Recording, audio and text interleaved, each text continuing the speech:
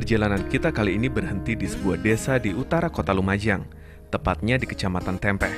Desa tersebut bernama Jatisari. Sebuah desa yang asri di mana sebagian kecil penduduknya menggantungkan hidupnya pada batang-batang bambu.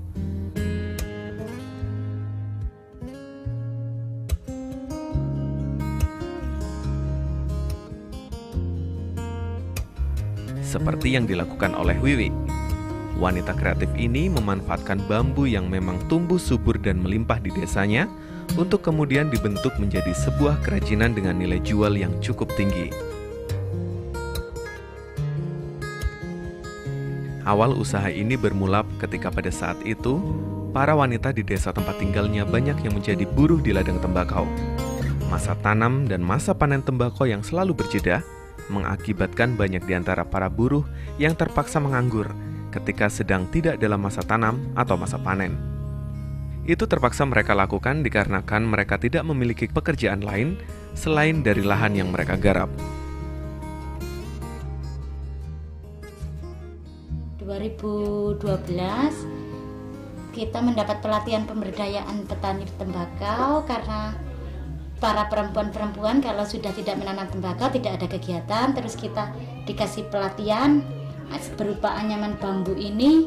Jadi sekarang perempuan-perempuan, ibu-ibu rumah tangga itu bisa punya penghasilan walaupun tidak mahal. Jika satu batang bambu berukuran sedang sebelumnya hanya dihargai 3-7 ribu rupiah saja, maka setelah diolah menjadi satu kerajinan bambu berupa tudung saji yang hanya menghabiskan setengah dari batang bambu tadi, produk jadi ini bisa laku terjual seharga Rp125.000.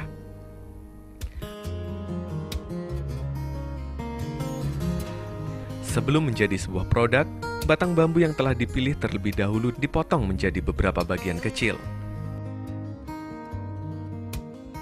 Bagian tersebut kemudian masih harus diserut lagi menjadi lebih tipis. Selain untuk menjadikan bambu itu lebih tipis, penyerutan juga berguna untuk menghilangkan serat-serat bambu yang tajam dan berbahaya bagi tangan pengguna produk kerajinan nantinya.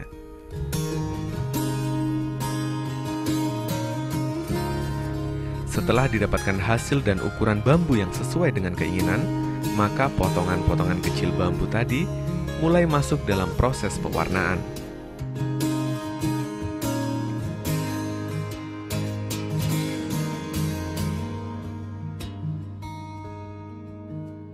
Tidak semua potongan diberi warna. Ada beberapa potongan yang tetap dipertahankan warna asli bambunya. Sementara potongan yang lain dicelupkan pada cairan pewarna yang telah dipersiapkan sebelumnya. Ini dilakukan untuk memberi variasi warna saat proses penganyaman nanti.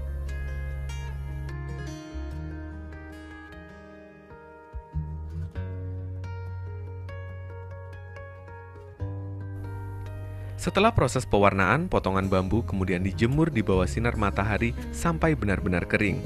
Setelah kering, bambu kemudian masuk pada proses selanjutnya.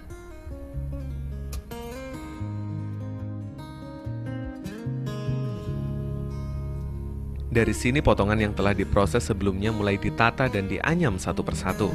Ketelitian dan kesabaran sangat dibutuhkan saat penganyaman potongan-potongan kecil bambu ini. Hal ini mengingat proses penganyaman dilakukan secara manual tanpa bantuan mesin. Pada proses ini, pembentukan motif juga mulai dilakukan.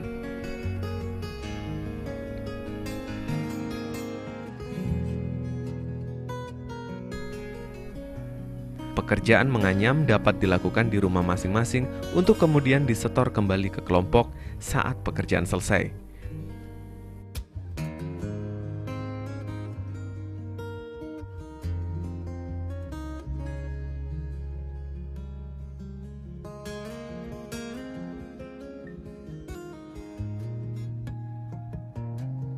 Potongan yang telah dianyam akan berbentuk lembaran dengan pola yang unik dan warna yang bervariasi.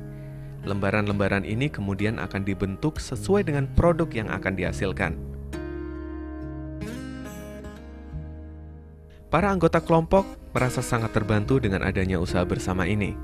Mereka yang dulunya hanya bergantung pada pekerjaan sebagai buruh tembakau, kini dapat menikmati hasil lain dari keahlian menganyam. Dari hasil menganyam, kini per minggu mereka bisa mengantongi Rp60.000 hingga Rp75.000. Nominal ini masih bisa bertambah jika jumlah pesanan kerajinan produksi kelompok ini meningkat. Dengan rincian upah mencapai Rp10.000 hingga Rp15.000 per lembar anyaman bermotif. Kalau memang yang tidak punya kerjaan yang lain, juga cepat dapat uangnya, bisa langsung setor ke sini langsung dapat uang. Kalau misalnya 1 minggu ada yang sampai 60.000, 75.000 itu untuk yang membuat motif. Sedangkan kalau cuma yang bikin seperti ini kalau bundar itu ongkosnya 10.000 untuk menganyam saja. Kalau yang seperti ini 15.000 per lembar. Untuk memasarkan produk kelompoknya, Wiwi memanfaatkan event serta acara seperti pameran-pameran dan bazar. Selain itu, untuk mengenalkan produk kerajinan mereka, dirinya dan anggotanya juga memasarkan melalui kerabat mereka yang berada di luar kota. Bahkan tidak jarang mereka menitipkan produk-produknya untuk dijual di daerah lain seperti Surabaya, bahkan Kalimantan. Pesanan dari kadang ada orang mau hajatan, lamar-lamaran, pesan keranjang-keranjang. Ada yang pesanan dari toko yang kita titipin itu ada. Terus juga nyetok karena kita sering diajak basar-basar atau apapun kita selalu hadir. Cuma kemarin yang saudara yang pulang ke Kalimantan itu bawa itu 10 yang ini. Terus tempat yang kecil-kecil karena memang kalau ke sana kan bawanya enggak bisa yang besar-besar. Di balik usaha yang terus dilakukan, Wiwi menyimpan asa besar agar produk kerajinannya dapat diterima oleh pasar. Kualitas dan keunikan motif menjadi bekalnya menembus pasar dalam dan luar kota. Selain keinginan tadi, dirinya juga berharap karyanya bisa menjadi andalan dan produk unggulan Kabupaten Lumajang, sehingga kesejahteraan dari anggota kelompok binaannya dapat ikut meningkat.